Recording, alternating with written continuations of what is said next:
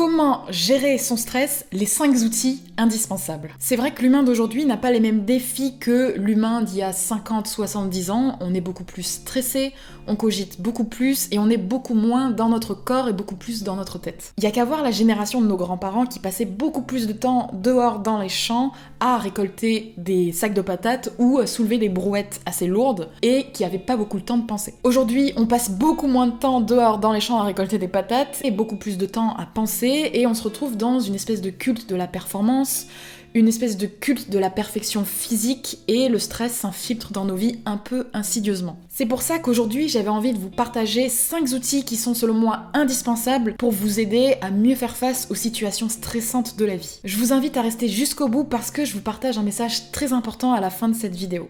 Sans plus attendre, on rentre tout de suite dans le vif du sujet. Le premier outil que je vous propose, c'est un outil qui est assez puissant, qui est facile à mettre en place et surtout gratuit. C'est la respiration anti-stress ou respiration SB2, Stress Breaking Breathing. Avec l'accent anglais, ça fait mieux. Et donc c'est un outil qui va vous aider à focaliser votre mental sur votre souffle et détourner vos pensées qui sont associées au stress et qui entretiennent cette tension nerveuse dans votre corps. C'est une technique de respiration qui a été partagée par le docteur Yann Rougier et on va essayer de la mettre en place ensemble pour que vous puissiez l'utiliser dès que vous en avez besoin. Vous allez mettre le pouce sur la narine droite et inspirer avec la narine gauche pendant 3 secondes.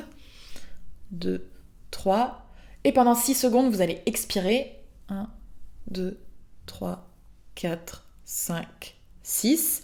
Vous faites ça 3 fois. Ensuite, au bout de la 3e fois, vous allez boucher la narine gauche. Pareil, inspiration 3 secondes.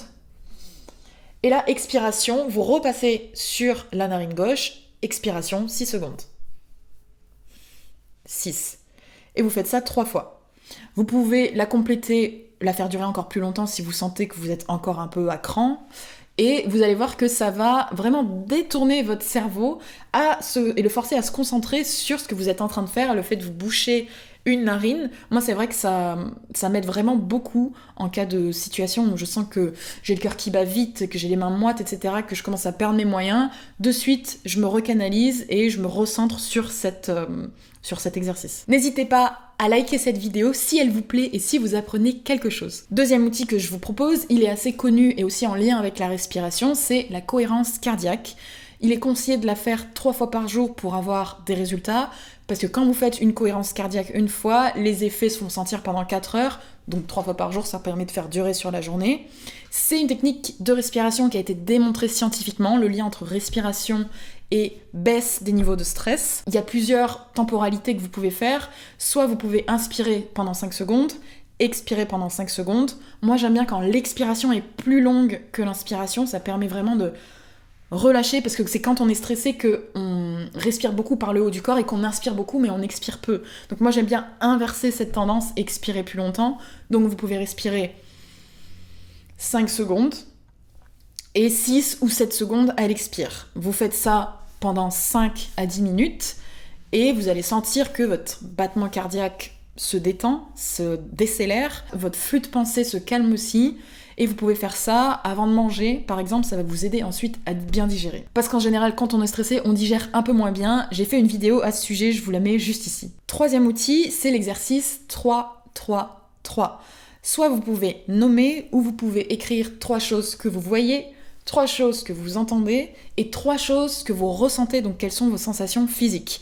C'est un exercice de pleine conscience qui va vous permettre de faire travailler votre cerveau ici et maintenant, sans penser à des dangers hypothétiques ou à des projections passées ou futures. Ça va vraiment refocaliser votre attention sur le moment présent, surtout si vous êtes en proie à des anxiétés, des petites crises d'angoisse. Et le faire régulièrement, ça va réentraîner votre cerveau à se focaliser sur cet instant présent et ne plus se focaliser sur des dangers hypothétiques. 4e outil indispensable selon moi, c'est le magnésium, parce que les personnes stressées, inquiètes, anxieuses sont souvent très carencées en magnésium, et le magnésium c'est un cofacteur indispensable aux enzymes qui assurent la production d'ATP dans votre corps, c'est-à-dire le carburant qui est utilisé pour toutes vos réactions chimiques dans votre organisme. Le magnésium, il est mieux assimilé sous forme de bisglycinate. Je vous mets en barre d'infos les endroits où vous pouvez en trouver. Personnellement, je suis à 300 mg par jour parce que j'ai tendance à être stressée et je sais que mon organisme pompe beaucoup.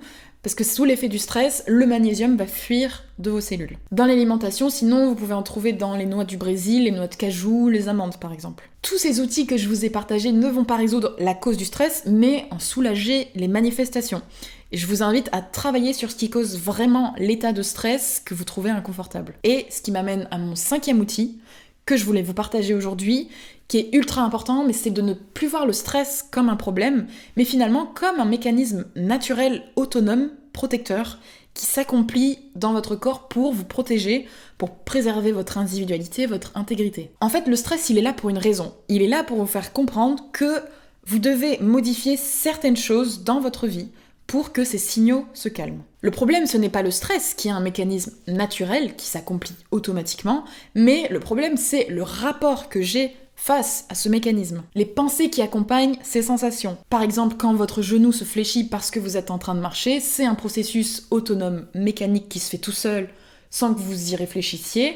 C'est un peu le même principe pour le stress, c'est comme vouloir que votre genou ne se fléchisse pas quand vous marchez, c'est pas possible si vous voulez marcher. Les processus du stress sont des réactions chimiques qui s'effectuent dans votre corps toute seule. Et ce sur quoi il va falloir travailler, c'est le message de ce stress. Pourquoi est-ce que vous ressentez ces sensations désagréables? Pourquoi est-ce que ça vous fait ça?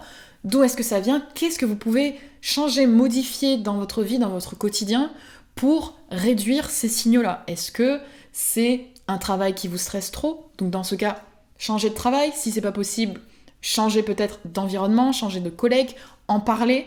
En tout cas, posez des actions pour se sortir de cet état et pour vraiment aller résoudre la cause, parce que ce qui nous intéresse, c'est de pas camoufler avec des pansements et jeter un peu sous le paillasson, ce qui vous dérange, parce qu'au bout d'un moment, tôt ou tard, ça va ressurgir. Donc une fois qu'on va à la cause, on déracine, et là, ça va plus repousser. Je vous invite à voir le stress comme quelque chose de neutre, voire même quelque chose de positif, puisque quand vous avez une présentation orale à faire, le stress va vous permettre d'avoir une meilleure vascularisation au niveau de votre cerveau, d'être plus concentré, et donc de faire une meilleure présentation orale. Donc voyez-le vraiment comme quelque chose d'utile, et qui a une fonction. Si je récapitule les 5 outils indispensables que je vous ai partagés, numéro 1, la respiration anti-stress ou SB2, numéro 2, la cohérence cardiaque, à faire 3 fois par jour. 3e outil, l'exercice 3-3-3. 4e outil, une supplémentation éventuelle en magnésium.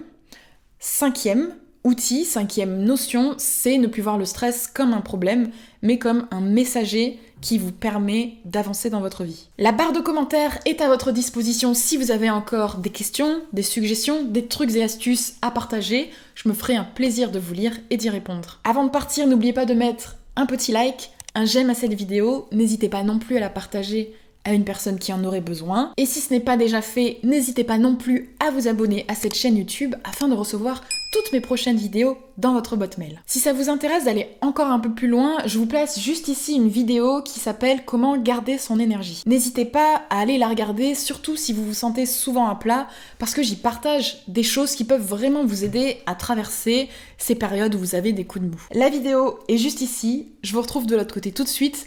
En attendant de vous retrouver dans cette vidéo, je vous souhaite une bonne journée, une bonne soirée. N'oubliez pas, likez, abonnez-vous, partagez la vidéo et on se retrouve dans cette vidéo. À tout de suite.